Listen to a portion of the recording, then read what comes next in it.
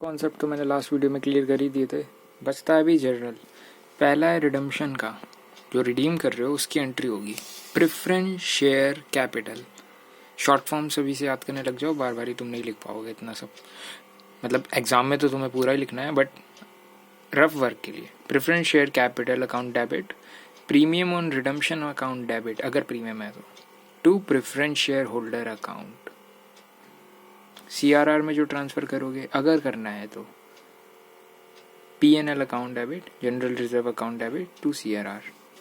Then this is write off premium, security premium account debit, PNL account debit, general account debit to premium on redemption. यहाँ पर मैंने ये क्यों लगाया danger, ये एक्सप्लेन करने के लिए ये वीडियो रह गई थी, अदरवाइज लास्ट वीडियो में सारे कॉन्सेप्ट हो गए थे। चलो मैं बताता हूँ। देखो अभी कंपनीज लॉ की कोई रिक्वायरमेंट है,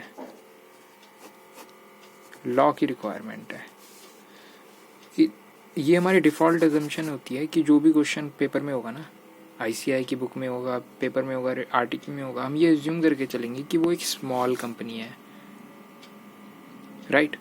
और स्मॉल कंपनी को सिक्योरिटी प्रीमियम से प्रीमियम पेमेंट करना अलाउड नहीं होता। मैंने लास्ट वीडियो में बोला था हम सिक्योरिटी प्रीमियम यूज़ करेंगे प्रीमियम के लिए, मगर हम ये एज्यूम करके चलेंगे वो एक डिफ़ॉल्ट कंपनी है, सारे क्वेश्चंस में ये एज्यूम करेंगे, तो सिक्योरिटी प्रीमियम इन ऑल हम ये बोल सकते हैं यूज़ नहीं कर सकते। अब इसके पीछे रीज़न ये प्रिवेंट करना होता है हमें फ्रॉड, बट हमें रीज़न से अभी उतना फ़र्क नहीं पड़ता है। मेन चीज़ ये है कि सिक्योरिटी प्रीमियम तुम प्रीमियम के लिए यूज़ नहीं कर सकते, इवन दो वो फ्री रिजर्व है।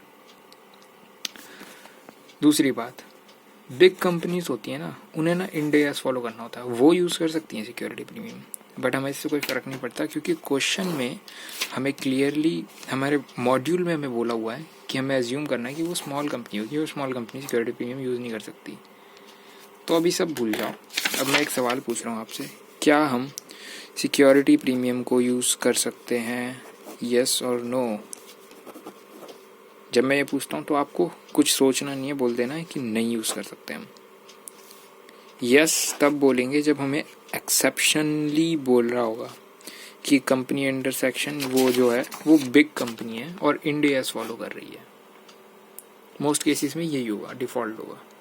तो सिक्योरिटी प्रीमियम फिर से पूछता हूँ, यूज़ कर सकते हैं? नो। यस तब होगा जब एक्सेप्शनल केसेस हो गए, तो सिक्योरिटी प्रीमियम हम नहीं यूज़ कर सकते, नो।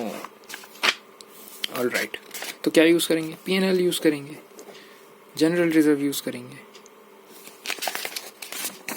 कैपिटल रिजर्व तो यूज़ कर ही नहीं सकते, वो कैश में होगा तभी कर सकते हैं, वो भी एक एक्सेप्शन होगा। चलो उसके बाद फिर ये एक चीज़ आ जाती है, मेरे नोट्स हैं, सिक्योरिटी प्रीमियम का यूटिलाइजेशन किस लिए होता है। इसके लिए तुम ऐसे याद रखते हो B²P²D। पहला तो right of प्रीमिलरी expenses, right of expenses issue on redemption of security, premium on payment of redemption of preference share debenture. हालांकि ये उतना इम्पोर्टेंट नहीं है, अकाउंट्स के पर्सपेक्टिव से उतना इम्पोर्टेंट नहीं है। इसके चौथे और पांचवा ये है, issue fully paid up bonus share, buy back of share, ये इतना इम्पोर्टेंट नहीं है। रीज़न बीइंग ये लॉ में पूछा जाता है, अकाउंट्स में प्रैक्टिकल सवाल होंगे, तो इम्पोर्टेंट क्या आ जाता है? इम्पोर्टेंट होता है आपका जर्नल। ये 3 एंट्रीज बहुत इंपॉर्टेंट है, वैसे याद करने की भी ज़रूरत नहीं है, आपको याद हो जाएंगी। तो ऑलमोस्ट पूरा मैंने कॉन्सेप्ट समझा दिया है प्रेफरेंस शेयर का, थोड़े बहुत मैं चीज़ें बता देता हूँ। Can't share issue in fraction, ये सवाल आ सकता है। हम शेयर्स कभी भी फ्रैक्शन में इशू नहीं करते हैं। ये वैसे इस चैप्टर का कॉन्सेप्ट है भी नहीं, बट फिर भी मैंने यहाँ पर लिख दिया, इसे आप भूल जाओ। ये बोनस के वक्त का वो है, साथ में ही पढ़ाते हैं वैसे मोस्टली बोनस और प्रेफरेंस, तो इसे अभी भूल जाओ, बट हाँ ये आपको पता ही होगा। फिर उसके बाद अब जैसे कि मैंने बोला सिक्योरिटी प्रीमियम हम यूज़ नहीं कर सकते प्रीमियम के लिए, तो क्या यूज़ करेंगे? PNL।